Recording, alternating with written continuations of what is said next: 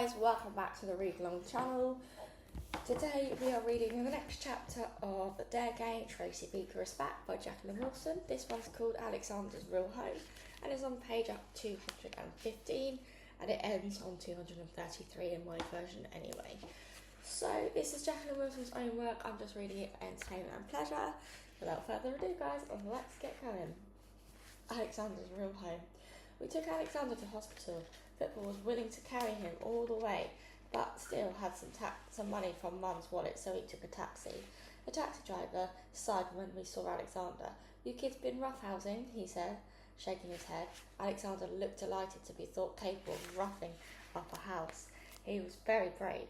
He was obviously in terrible pain, his face greeny white, his fringe sticking to his sweaty forehead, but he didn't cry at all. We waited with him at the hospital until he was whisked away in a wheelchair to X-ray department. We'd better get going then, said Football. They phoned his parents. I don't fancy meeting up with them, especially the dad. But we've got to wait to see if Alexander's all right. Of course he'll be all right. He's in hospital, said Football. He looked round the bleak orange waiting room and shuddered. I hate hospitals. They give me the creeps. I'm off. He stood up. Come on, Tracy. No, I'm waiting. He'll be all right. It's just a broken leg, the nurse said. How would you feel if you'd just broken your leg, Football? I asked. Well, it would be tragic for me, seeing as it would affect my game, but Alexander's hardly going to bother, is he? Football sat down again, sighing. I hate hospitals. So you keep saying, the way they look, all of them, long corridors and lots of doors with scary things going on behind them. So close your eyes. I can still smell I'm in hospital, he sniffed, and pulled a terrible face. It's making me feel sick. How do you think Alexander feels behind one of those scary doors? I said severely. Football hunched down lower on his plastic chair.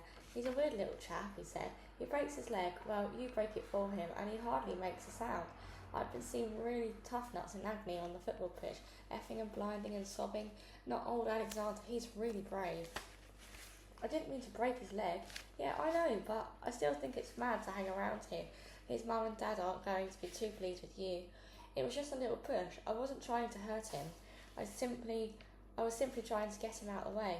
I can't bear that it is my fault. I started crying, snivelling, and snorting like a baby, even though I'd never cried. Football looked all around, embarrassed. Don't, Tracy, people are staring, he hissed, giving me a nudge. I went on crying noisily. Here, haven't you got a hanky? I shook my head, past caring that I had tears dripping down my face and a very runny nose. Football darted across the room. I thought it had got too much, and he was running away, but he dashed into the toilet and came back with a wad of loo roll. Here, he said, dabbing my face. Don't cry so, Tracy. It wasn't really your fault at all. It was mine. I was the one who really lost it back at the house. I was out of my mind setting all that stuff on fire. He paused. Do you think I'm really crazy, Tracy? Yes, I said, blowing my nose. Then I relented. No, not really, just a little bit bonkers. Do you think I should get some kind of treatment? You'll find, Football. It's Alexander we've got to worry about right now. I just don't get it. One little push, he falls over and breaks his leg. Yet when he falls off a roof, he doesn't so much as break his big toe. He pops up again right as rain. He's a marvel, little Alexander. I've gave my face another mop. He is going to be all right, isn't he, Football? Of course he is. It's only a broken leg. Yes, but it might have been a badly broken. It looked all funny and sticky out in the wrong place. What if they can't set it properly? What if the infection sets in and his leg goes all mouldy and maggoty and it has to be cut off? Shut up, Tracy. That couldn't happen, could it? We didn't even notice. We were too busy fighting, I wailed. You're a fierce little fighter, Tracy, said Football. I'm going to give up fighting now. I hate that Alexander got hurt. I sighed, wondering exactly what they were doing to Alexander. Football sighed too. We took it in turns. I fidgeted. Football fidgeted. I stood up to stretch my legs and nearly bumped into a couple who came rushing into the waiting room. The man was very big and bossy looking with a briefcase. The lady was small and timid with a little twitchy mouse face. I didn't need 3 guesses to work out who they were. I whizzed back to the seat sharpish. I believe our son Alexander has been brought into casualty, the man said to a nurse. Please, we see him? Is he really all right? The woman said, nearly in tears.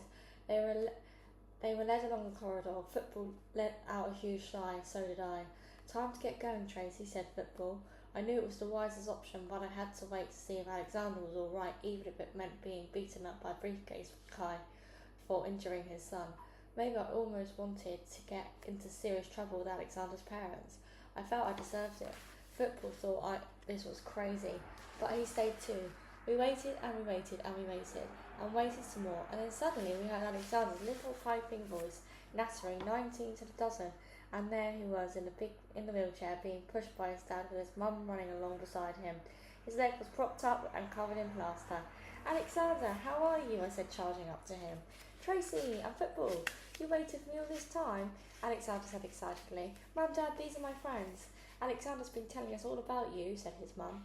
"Yes, we should really give all of you a severe telling off," said his dad ominously. "I told you we should have Scarford," Football muttered. It was my fault," I said. "I meant to sound bold and brave, but my voice went all high and squeaky, so they didn't hear me properly. It's very silly to play truant.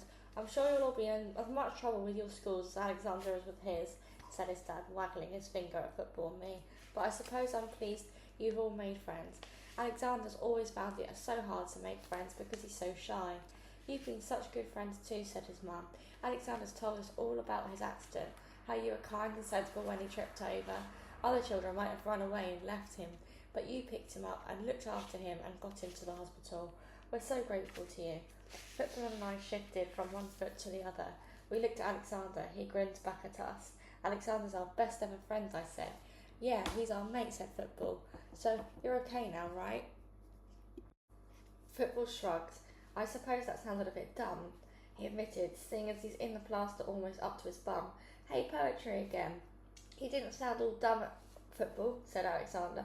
"Well, you couldn't literally sound dumb, but anyway, I am okay now. I've just fractured my tibia." "But you've hurt your leg," said Football.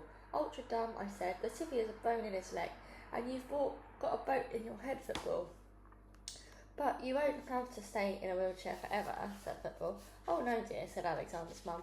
"This is just while we're in hospital. Alexander should be able to hobble about using a crutch."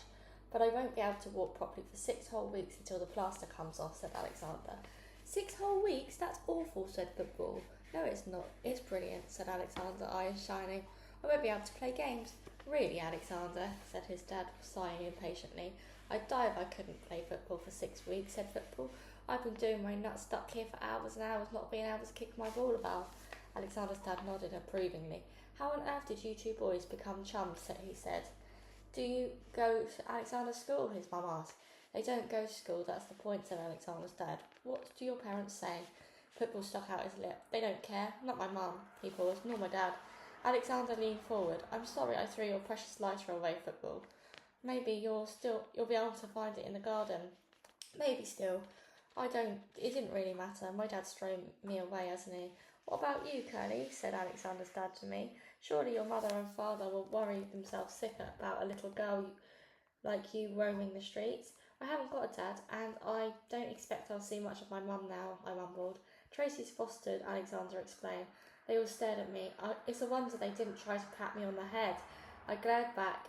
"How about coming home with us for tea?" said Alexander's mum. "You too, dear," she said, nodding at Football a little warily. "Yes, do come," Alexander begged. "My mum's mega good at baking. Can we have chocolate cake, Mum?" Football seemed keen on the idea. His own tea was usually just a trip down to the chippy. I was equally happy to go along with things, seeing as I was starving hungry. It seemed months since I had lunched my Big Mac, and I didn't have any home of my own to go to. We helped Alexander out onto the hospital steps. His dad went to get the car, and his mum returned the wheelchair to the ward. Football and I supported Alexander, one on either side. "You're a real gem for not telling your mum and dad it was all my fault," I whispered, and I gave him a quick kiss on the cheek. "It was my fault, really," said Football. "I kept picking on you, but I won't anymore, I swear." I could feel Alexander trembling. His face was peony red. "You're both really my friends? You're not kidding. This is so great." "You're great, Alexander the Great, though you're also crazy because your so-called friends have broken your leg," I said. "Yeah, you've had to spend hours and hours in hospital," said Football. "I like it in hospital," said Alexander. "It's ever so interesting. The doctor showed me the x-ray and explained all about the bones, and it was fascinating. So I think I might be a doctor when I grow up." so I suppose I'd really better stop bunking off school or I won't pass my exams. You have to get top grades to do medicine, and school won't be anywhere near as bad if I'm off games for 6 whole weeks. Then you'll just have to push me hard again, Tracy, so I can break my other leg. It was only a little push. I know, I felt awkwardly. I'm an awkward. That's why I'm so useless at football. My legs don't work the right way. Your head's fine though, said Football. Here, maybe I'll train you to do my famous bonce buster, so you can head the ball into the back of the net easy peasy. That would be great, said Alexander. That would be blooming miracle, I said. Alexander and Football seemed to be bonding like superglue. They chatted together in the car all the way to Alexander's home. It was a huge house, one of those big black and white ones with crisscross windows and neat little trees in the tubs of either side of the front door. We hadn't realised quite how posh Alexander is. Things got even ritzier inside, with polished wood everywhere and matching sofas and chairs so vigorously tidied, with cushions at exact angles that I'd only dared perch on the end of a hard chair with the red and white stripes like toothpaste. Football stayed in the middle of the carpet, standing out on the outside edge of his trainers, his ball clasped close to his chest. Alexander's mum got Alexander tucked up on the armchair with his bad leg propped on a footstool, and then she went away to make us all tea. Alexander's dad gave us another one of his lectures about bunking off school, and it all got seriously heavy, and Alexander's face was as white and stiff as it was plaster, and Football rested his chin on his ball, and I slid down to the red and white stripes until my bottom was off the seat altogether. But then Alexander's mum came darting back with juice and homemade chocolate chip cookies, which livened things up a little. I thought this was tea, but it turned out this was just to keep us going until she'd cooked the real tea. She wanted Football and me to ring home to explain we were out for tea so no one would worry. Football said his mum was at work so she wouldn't know, and added under his breath that she couldn't care less anyway. And what about your foster mother, Tracy, dear? Said Alexander's mum.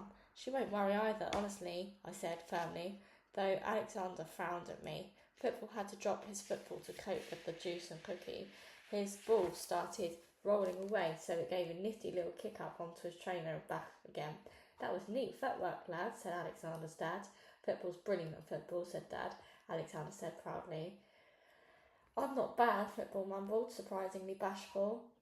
Alexander's dad started talking soccer speak, and after a few sentences Football joined in and even demonstrated a few of his party tricks.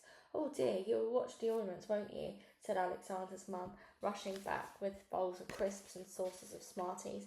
How about if we nip into the garden? And said Alexander's dad. They went out through the French windows, and almost immediately they were kicking the ball backwards and forwards like old pals. Alexander peered at them with a little wistfully. My dad likes football, he said. He likes you too, Alexander, underneath. Alexander frowned and shook his head. Well, your mum's definitely likes you. Alexander gave a little nod. And Football likes you, and I like you lots and lots. You know that, don't you, Alexander? He seemed to. His head was bobbing about like he was a little noddy. I like you too, Tracy, he said, and Football likes you ever so. He wants you to be his girlfriend. But I'm not sure about that, I said. I might be his girlfriend, but I'll be your girlfriend too, if you want. I do want, and your mum maybe can't always like you, but Cam does. It sounds like she really, really cares about you. No, she doesn't. Anyway, I've blown it with her. I let myself think properly about Cam. All the stuff we did together, daft things like we'd dance to the top of the pops and we'd shout out silly answers to the quizzes and we'd invent all sorts of rude, funny things to happen in the soaps. And at night, Cam would always tuck me up and ruffle my hair. If I got scared at night, a bad dream or something, I could always go and climb into her bed. She'd moan and go, "Oh, Tracy, fidget bottom," but she'd still cuddle me close, and though her food was so boring and healthy, she took me to McDonald's too. And when I couldn't get invited to Roxanne's party at school, Cam said we could have our own private party, just us two instead, and we even had a birthday cake. It wasn't all party time, of course. She could get dead narked sometimes and do real moody on me, but then I suppose I could get a bit stroppy at times too. She didn't ever leave me at home alone. She didn't go off with any men, and one time when she was going to this very special concert with Jane and Liz, and the other friend that was looking after me, Cam cancelled because I had the stomach upset. Imagine she gave up going to a concert to mop up all my sick. We we got on okay, Cam and me, like real friends, sisters almost like she was my mum. It was weird.